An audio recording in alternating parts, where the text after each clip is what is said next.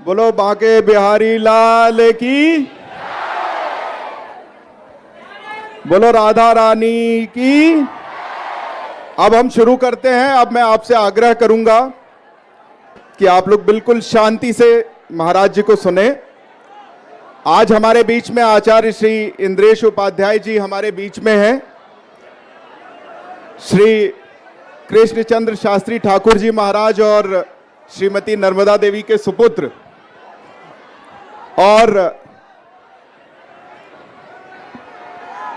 राधाजू और बांके बिहारी लाल की सेवा में आप हैं। हम तो ये मान रहे हैं कि आपके दर्शन हो गए। हम आपके माध्यम से यहीं से उनको प्रणाम करते हैं पूरे इंदौर की जनता की तरफ से। सबसे पहला प्रश्न महाराज जी आपसे, भक्ति पथ आपने शुरू किया यूट्यूब चैनल और आप उस संस्था को शुरू किया। आज पूरा देश भक्ति पथ पर चल निकला है, तो क्या ये आभास आपको तभी से हो गया था कि अब देश भक्ति पथ पर जा रहा है, पहला? और दूसरा, इस कलयुग में भक्ति पथ की कितनी आवश्यकता है? आज के युवाओं को किस तरह से भक्ति पथ पर चलना चाहिए? इन दो प्रश्नों के जवाब मैं आपसे चाहूंगा। बोलो वृंदावन बिहारी लाल की, श्री राधा रमण लाल की जय जय श्री राम। अब सब लोग नेक शांति रखो भैया, नेक देर। हाँ, आपने जो प्रश्न किया उससे पूर्व लिट चौक के इस मंच को, इंदौर की पावन भूमि को, माँ नर्मदा जी और माँ शिप्रा जी को, और देवों के देव महादेव श्री महाकालेश्वर भगवान, श्री ओंकारेश्वर भगवान को प्रणाम करते हैं कि इंदौर आने का ये अवसर मुझे प्राप्त हो पाया। आपने जो प्रश्न किया कि भक्ति का पथ, आज सब लोग उस पर चल रहे हैं। देखिए एक बात, नदी तो निकली है हिमालय से, भले ही बीच में पहाड़ आवे, भले ही बीच में पत्थर आवे, भले ही बीच में कितने भी नगर आवे, नदी निकली है तो गंतव्य उसका समुद्र ही होगा, सागर ही होगा। वो वहीं मिलेगी जाकर के, चाहे बीच में कितनी भी रुकावटें आ जाएं, कितने भी आक्रमण आ जाएं, कितने भी आकर्षण आ जाएं, नदी को कोई रोक नहीं सकता, वो समुद्र से मिलेगी। आज दुनिया में कई लोग अपने आप को नास्तिक कहते हैं, कई लोग कहते हैं कि हम लोगों को भगवान से कोई मतलब नहीं या हम भगवत मानते नहीं।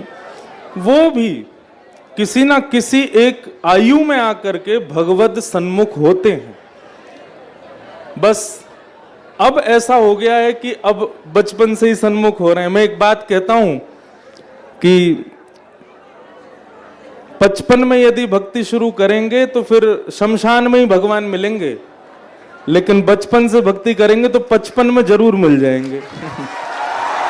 तो ये जितने भी युवा हैं और जो कोई भी सुनते हैं, पालन करते हैं भावों का, ये सब लोग कॉलेज भी जाते हैं, सब लोग अपनी जॉब्स भी करते हैं, सब लोग अच्छे अच्छे पोस्ट पर हैं, अच्छी अच्छी कमाइयां भी कर रहे हैं, खूब अच्छा सब कर रहे हैं, मतलब संसार इनके जीवन में है, पर कहीं ना कहीं भक्ति के सहित है, इसलिए ये लोग सब आनंद में है। इसलिए जो भी युवा उसका पालन कर रहे हैं वो आनंद में। मैंने एक बात हमेशा कही कि हमारे भारत का युवा वो कभी भी भक्ति से अलग नहीं है, बस बात ये थी कि उनको सही समय पर बताने वाला नहीं मिला था।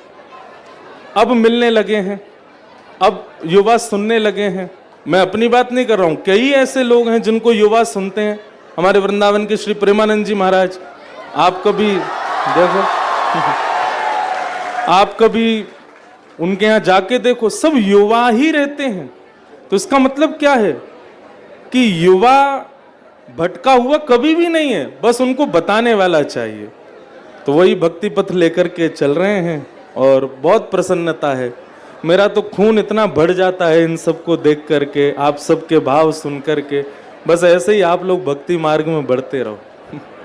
महाराज जी, भक्ति मार्ग पर थोड़ा सा शांत हो जाइए आप लोग, तब बहुत अच्छे से सुन पाएंगे। मेरा इसी में से निकलता एक प्रश्न है कि आप अभी वृंदावन में भी देख रहे होंगे, अयोध्या में भी देख रहे हैं, उज्जैन में भी देख रहे हैं, दर्शनार्थियों की संख्या में बहुत ज़्यादा वृद्धि हुई है। हर जगह बहुत दर्शनार्थी पहुंच रहे हैं, लाखों की संख्या में। ये एक शुभ संकेत है, लेकिन इसमें से कितने लोग रील्स के लिए जा रहे हैं, कितने लोग वहां अन्य कारणों से जा रहे हैं, ये बहुत महत्वपूर्ण है। तो इस पर मैं चाहूंगा कि एक संदेश आप युवाओं को दें कि भगवान रील्स के माध्यम से नहीं मिलेंगे। ये मैं चाहता हूं कि इसके बारे में आप अपनी बात रखें। देखो, एक बात भैया जी ने शांत है जाओ सबरे, जो भी यहाँ हल्ला कर रहे हैं ना नेक, और ये कैमरा वैमरा सब नीचे कर ले हो, आंखन से देख लो। हाँ, नेक शांत रहो। हम बस 2 घंटे के लिए इंदौर आए हैं, आप लोगों के लिए आए, इसलिए सब लोग सुन लो प्रेम से। पहले हमें भी ऐसा लगता था मिश्रा जी कि रील्स बनाने के लिए या फिर इन सब भावों के लिए मंदिर में जाना उचित नहीं है, और ये है ही नहीं।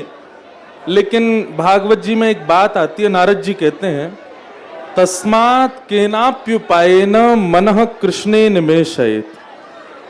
किसी भी उपाय से सही आप ठाकुर जी के सामने जाओ, कभी ना कभी तो ठाकुर जी की दृष्टि पड़ेगी, कभी ना कभी तो उनकी कृपा होगी। आप कभी भी सूर्य के सामने जाओ तो प्रकाश पड़ेगा। अब भले ही आप अपने काम से जाओ, भले ही आप कुछ खरीदने जाओ, भले ही किस सूर्य के सामने जाओगे तो प्रकाश पड़ेगा, और प्रकाश के साथ साथ ताप भी लगेगा।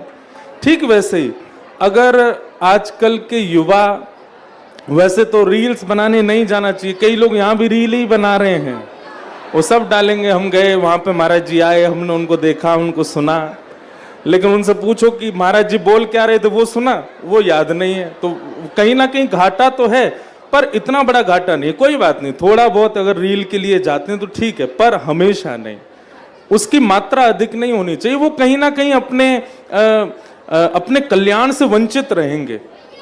अब आप महादेव के दर्शन करने गए, आपका पूरा फोकस कहाँ था? महादेव पर नहीं था। आपको ये था कि अब मैंने ये किया, मेरा शॉट आया कि नहीं आया, अब मैंने ऐसा किया, मुझे कैमरे में लिया कि नहीं लिया, ये वाली पोर्शन मैंने लिया कि नहीं लिया। अब आपका उद्देश्य क्या बन गया? वो सारे शॉट्स आपके उद्देश्य बन गए। अगर इतनी तत्परता, इतनी लगन यदि महादेव के प्रति होती तो निश्चित है कि डमरू का नाद सुनाई देता, नीलकंठ दिखाई देते। तो मैं दोनों बात कहूंगा कि रील्स बनाने के लिए तीर्थों में जाना एक आध बार के लिए ठीक है। अब कई बार ऐसा भी होता है कि कई इन्फ्लुएंसर ऐसे होते हैं, उनकी वीडियोस देख के लोगों के मन में आता है हम भी जाएं, उन कारणों से ठीक है। पर आप उद्देश्य में अगर ठाकुर जी को नहीं रखेंगे तो आप वंचित रहोगे। उद्देश्य आपका मीराबाई की तरह हो। मीराबाई जहां भी जाती हैं वहां पर ठाकुर जी को ही देखती हैं। मैं देखूं जिस ओर सखीरी, सामने मेरे सांवरिया। मीराबाई का स्वरूप ऐसा था, वो किसी सांवले व्यक्ति को देखती ना तो उसको भी जाके बोलती तुम कितने भाग्यशाली हो। क्यों? तुमको श्री कृष्ण ने अपना वर्ण दिया है।